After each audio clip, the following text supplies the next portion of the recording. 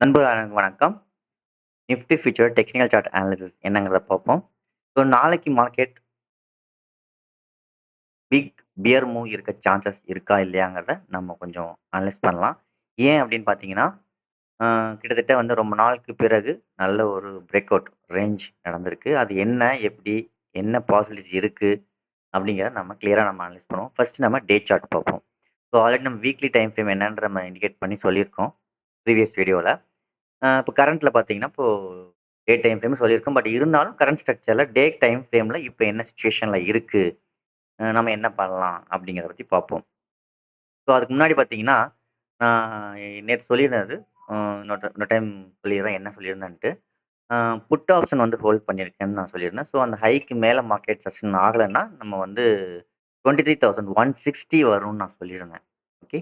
So ஒருவேளை அந்த 160க்கு கீழ மார்க்கெட் ஸ்டேபிள் ஆயிடுச்சு, சஸ்டெயின் ஆயிடுச்சுன்னா, நெக்ஸ்ட் மூவ் நல்ல ஒரு பிக் மூவ் இருக்கு அப்படின்ட்டு. ஸோ அதேபோல் நடந்திருக்கு. ஸோ ஒருவேளை நீங்க வந்து வீடியோ பார்க்காதவங்களா இருந்தா, எஸ்டர்டே வீடியோ போய் பார்த்துட்டு வாங்க. நான் என்ன சொல்லியிருந்தேன்னு கிளியரா தெரியும். ஓகே. ஸோ இப்போ டே டைம் ஃப்ரேம் நமக்கு என்ன இண்டிகேட் பண்ணுது, நான் ஏற்கனவே நான் நிறைய வாட்டி சொல்லியாச்சு. பட் அகைன் நம்ம இந்த வீடியோ புதுசா பார்க்கறதுக்கு கொஞ்சம் ஹெல்ப்ஃபுல்லா இருக்கும். அதனால நான் சொல்லிடுறேன். ஸோ கிட்டத்தட்ட பார்த்தீங்கன்னா, இந்த 2 லோவும் ரொம்ப ரொம்ப இம்பார்ட்டன்டான ஒரு லோ. இந்த லோக்கு கீழ மார்க்கெட் வந்து கிட்டத்தட்ட ஒரு 1 வீக்கா வந்து ஒரு சைட்வே ரேஞ்ச் வந்து கிரியேட் பண்ணியிருக்கு அப்படின்னு நான் இண்டிகேட் பண்ணி சொல்லியிருந்தேன். இப்போ இந்த சைட்வே ரேஞ்ச் பிரேக் அவுட் வந்து நடந்திருக்கு. ஸோ இந்த பிரேக் அவுட் நடந்ததுன்னா, நல்ல ஒரு பிக் பியர் மூவ் இருக்கும் அப்படின்ட்டு நம்ம சொல்லியிருக்கோம். அதாவது weekly time frame, day time frame 2யும் அனலைஸ் பண்ணி நம்ம என்ன சொல்லியிருந்தோம்னா, ஸோ வீக்லி டைம் ஃப்ரேமோட ஃபெயிலியர் கேண்டில் லோக்கு கீழ மார்க்கெட் சஸ்டெயின் ஆயிடுச்சு. இன்னும் வீக்லி சஸ்டெயின் ஆகல.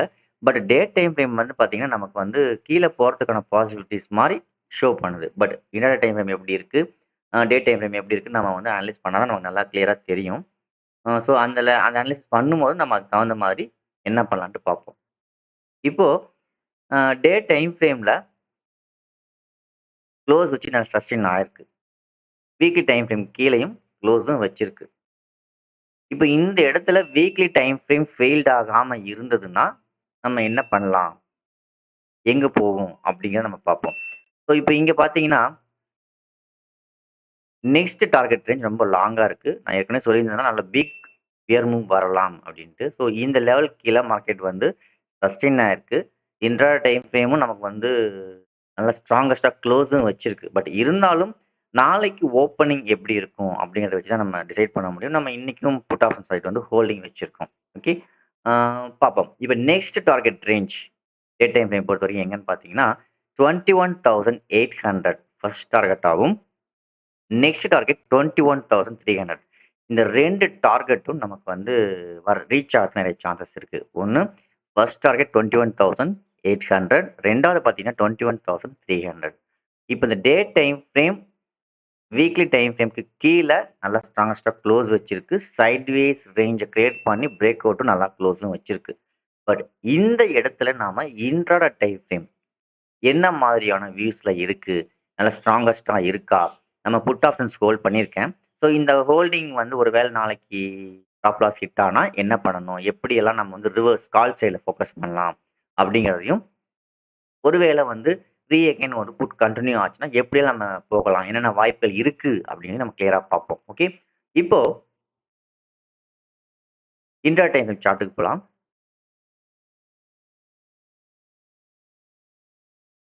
இன்ட்ரா டைம் ஃப்ரேம் சார்ட்ட வச்சு பார்க்குறப்போ, நம்ம ஆல்ரெடி சொல்லியிருந்தோம் நல்ல ஒரு சைட்வே பிரேக் அவுட் நடந்து நல்ல ஒரு கிளியர் மூவ்.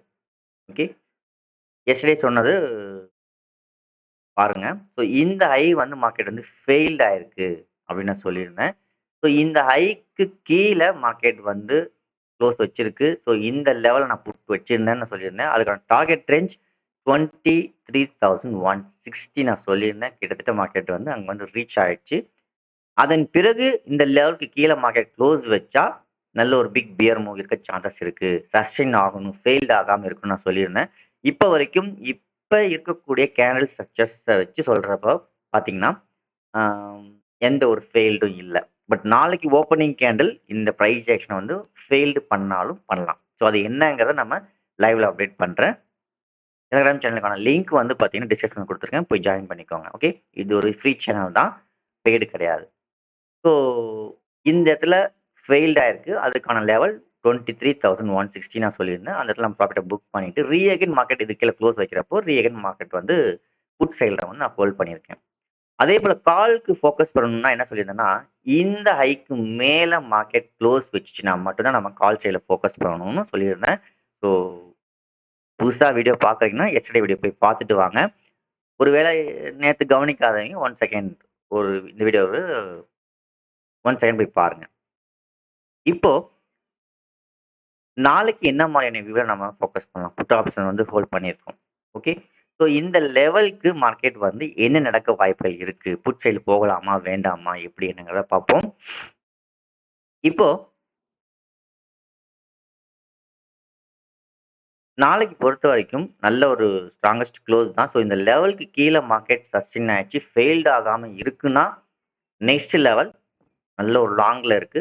ஸோ 21,800 அப்படிங்கிற டார்கெட் ரேஞ்ச் நமக்கு ஷோ பண்ணுது. ஸோ 21,800ங்கிறது நல்ல ஒரு பிக் ஒரு கிட்டத்தட்ட ஒரு 1000 டூ 1200 பாயிண்ட்ஸ் பெண்டிங் இருக்கு. டார்கெட் ரேஞ்ச் பார்ப்போம். நாளைக்கு அந்த டார்கெட் ரேஞ்ச ரீச் பண்றதுக்கு பாசிபிலிட்டிஸ் இருக்கா? கேப் டவுன் ஆகுமா? என்ன ஏதுன்னு பார்ப்போம். ஓகேவா? ஸோ இப்போ புட் சைட்ல இருக்கறனால நம்ம ஆப்போசிட் மூவ் கால் சைட்ல ஃபோக்கஸ் பண்ணோம்னா, எந்த லெவலுக்கு மேல ஃபோக்கஸ் பண்ணலாம் அப்படின்னு பார்த்தீங்கன்னா, இந்த லெவலுக்கு மேல. ஓகே. ஸோ இந்த கேண்டிலுக்கு மேல மார்க்கெட் ஒருவேளை சஸ்டெயின் ஆனா மட்டும் தான், நம்ம என்ன பண்ண முடியும்? கால் சைட்ல ஃபோக்கஸ் பண்ண முடியும். அதுவரைக்கும் நம்ம கால் சைட்ல ஃபோக்கஸ் பண்றத அவாய்ட் பண்றது பெட்டர். ஓகேவா? ஒருவேளை புட் சைட்ல வச்சிருக்கிறத இந்த லெவலுக்கு மேல மார்க்கெட் வந்து நாளைக்கு ஓப்பன் ஆகுது. அல்லது இந்த லெவலுக்கு மேல வந்து மார்க்கெட் சஸ்டெயின் ஆகுதுன்னா மட்டும் தான் ட்ரெண்ட் வந்து பைக்கு போறதுக்கு சான்சஸ் இருக்கு. ஸோ அதுவரைக்கும் நம்ம பை சைட்ல ஃபோக்கஸ் பண்ண வேண்டிய அவசியம் கிடையாது. ஒருவேளை பார்த்தீங்கன்னா மார்க்கெட் வந்து இந்த லெவலுக்கு கீழ மார்க்கெட் வந்து க்ளோஸ் வச்சிருச்சு. வச்சுட்டாலும் இந்த பிரைஸ் ஆக்ஷன் ஃபெயில் ஆகாம இருக்கணும். ஓகே. ஸோ ஒருவேளை நாளைக்கு மார்க்கெட் அகைன் ஓப்பனிங் கேண்டலோ, அதுக்கப்புறம் நல்ல ஒரு புல் கேண்டலோ இந்த லெவலுக்கு மேல மார்க்கெட் க்ளோஸ் வச்சு, அதுக்கு மேல சஸ்டெயின் ஆயிடுச்சு. நல்லா ஸ்ட்ராங்கஸ்ட்டா இருக்கு அப்படிங்கிற பட்சத்தில், நம்ம வந்து புட்ட எக்ஸிட் பண்ணிட்டு, வெயிட் பண்ணிட்டு, அதுக்கு கால் ஆப்ஷனுக்கு பாசிபிலிட்டி இருக்கான்னு பார்த்துட்டு தான் நம்ம போகணும். ஒருவேளை இந்த ரேஞ்சுக்கு மேல மார்க்கெட் க்ளோஸ் வச்சிருச்சு அப்படின்னா புட்ட எக்ஸிட் பண்ணிட்டு வெயிட் பண்ணணும். அதன் பிறகு கால் சைட்ல போலாமா? புட் சைட்ல போகலாமா? எது வரைக்கும் போக சான்சஸ் இருக்குன்னு நான் டெலகிராம் சேனல்ல அப்டேட் பண்ணேன். அதுல நீங்க வந்து தெரிஞ்சுக்கலாம். ஓகேவா? ஸோ இன்ட்ராடே டைம் ஃப்ரேமும் நமக்கு கிளியரா நல்லா ஒரு டே டைம் ஃப்ரேமும், வீக்லி டைம் ஃப்ரேமுக்கும் சாதகமா நல்ல ஒரு பிரேக் அவுட் ஆயி க்ளோஸ் வச்சிருக்கு. நாளைக்கு மூவ்மெண்ட் குடுக்கலாம் அல்லது இந்த வீக்ல குடுக்கலாம். பட் நாளைக்கே வந்து நல்ல ஒரு பியர் மூவ் குடுக்கணும்லாம் கட்டாயம் கிடையாது. இந்த லெவலுக்கு மேல மார்க்கெட் வந்து சஸ்டெயின் ஆயிட்டு, பிரைஸ் ஆக்ஷன் குடுத்து பிரேக் அவுட் ஆகாத வரைக்கும், நம்ம வந்து புட் சைட்ல ஃபோக்கஸ் பண்ணலாம். ஓகேவா? அப்படி இல்லாம இந்த லெவலுக்கு மேல மார்க்கெட் வந்து ஓப்பனிங்கே க்ளோஸ் ஆயிட்டாலோ, அல்லது நாளைக்கு ரன்னிங்ல போய் மார்க்கெட் பிரேக் ஆயி க்ளோஸ் வச்சாலோ, நம்ம வந்து புட் எக்ஸிட் பண்ணலாமே தவிர, அ அதுவரைக்கும் நம்ம கால் சைட்ல ஃபோக்கஸ் பண்றத அவாய்ட் பண்ணலாம். ஓகேங்களா? ஸோ ஃபோக்கஸ் பண்ண வேண்டிய முக்கியமான பாயிண்ட் லெவல் 23,160க்கு மேல மார்க்கெட் பிரைஸ் ஆக்ஷன் குடுத்து பிரேக் ஆனா மட்டும் நம்ம வந்து கால் சைட்ல ஃபோக்கஸ் பண்ணலாம்.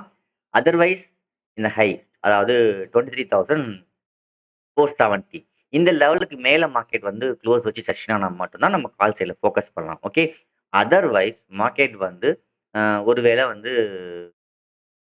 இந்த லெவலுக்கு கீழயே ஸ்ட்ரேட் ஆயிட்டு இருக்கு. இந்த லெவலுக்கு கீழயே இருக்க போகுது அப்படின்னா, நம்ம வந்து புட் சைட்ல தான் நம்ம ஃபோக்கஸ் பண்ண முடியும். ஓகேங்களா? ஒருவேளை இந்த லெவலுக்கு மேல போயிட்டு செஷன் ஆக முடியாம இருந்ததுன்னா, ட்ரெண்டுக்கு சாதகமா பிரைஸேஷன் குடுத்து பிரேக் ஆனா மட்டும் நம்ம வந்து புட் சைட்ல ஃபோக்கஸ் பண்ணலாமே தவிர, கால் சைட்ல அவாய்ட் பண்றது நல்லது. ஓகேங்களா? நெக்ஸ்ட் ஒருவேளை மார்க்கெட் நாளைக்கு டே லோ. இந்த டே லோக்கு கீழ மார்க்கெட் வந்து பிரேக் ஆகி நல்லா க்ளோஸ் வச்சுச்சுன்னா, நம்ம வந்து புட் சைட்ல ஃபோக்கஸ் பண்ணலாம். அதர்வைஸ் கால் ஆப்ஷன மேக்ஸிமம் அவாய்ட் பண்ணுங்க. 23,160க்கு மேல மார்க்கெட் க்ளோஸ் வச்சா மட்டும் தான் நம்ம புட்லேருந்து வெளியில வரணும். பட் கால் சைட்ல ஃபோக்கஸ் பண்ணக்கூடாது. அதன் பிறகு பிரைஸ் ஆக்ஷன் குடுத்து பிரேக் ஆனா மட்டும் நம்ம கால் சைட்ல ஃபோக்கஸ் பண்ணலாம். அப்படி இல்லாம 23,470க்கு மேல மார்க்கெட் வந்து பிரேக் அவுட் ஆயிடுச்சு, க்ளோஸ் வச்சுச்சுன்னா, நம்ம கால் சைட்ல ஃபோக்கஸ் பண்ணலாம். இதுதான் நாளைக்கான லெவல்ஸ் அண்ட் செட்டப். ஸோ பார்ப்போம் நாளைக்கு மார்க்கெட் வந்து எப்படியெல்லாம் ஓப்பன் ஆக வாய்ப்புகள் இருக்கு அப்படின்ட்டு. ஸோ இந்த ஹைக்கு மேல ஓப்பன் ஆனா நம்ம என்ன பண்ணலாம்னு நம்ம சொல்லியாச்சு. ஒருவேளை இந்த ரேஞ்சுக்குள்ள ரீஅகைன் மார்க்கெட் ஓப்பன் ஆனா என்ன பண்ணணும்னு நம்ம பார்த்தாச்சு. ஒருவேளை டே லோ கீழ பிரேக் அவுட் ஆகி ட்ரேட் ஆச்சுன்னா என்ன பண்ணணும்னு நம்ம இப்ப பார்த்தாச்சு. ஒருவேளை மார்க்கெட் கேப் டவுன் ஆகி ஓப்பன் ஆகுது அப்படிங்கிற பட்சத்தில் என்ன பண்ணணுங்கிறத நான் லைவ்ல அப்டேட் பண்றேன். ஸோ தேவைப்படுறவங்க டெலிகிராம் சேனல் லிங்க்ல போய் ஜாயின் பண்ணிக்கோங்க. ஸோ தேங்க் யூ ஃபார் வாட்சிங். நான் இங்க சொல்ற அத்தனை விஷயம் பார்த்தீங்கன்னா, என்னோட எக்ஸ்பீரியன்ஸ் அண்ட் நாலேட்ஜ் தான் உங்கள்ட்ட ஷேர் பண்ணிக்கிறேன். ஒருவேளை நீங்க வீடியோல பார்த்துட்டு என்ன ஃபாலோ பண்றீங்கன்னா, நீங்க உங்களோட own stop loss and money management நீங்க அனலைஸ் பண்ணிட்டு, அதன் பிரகாரம் மணி மேனேஜர் ஃபாலோ பண்ணி ட்ரேட் பண்ணுங்க. ஸோ அதுதான் ரொம்ப ரொம்ப நல்லது.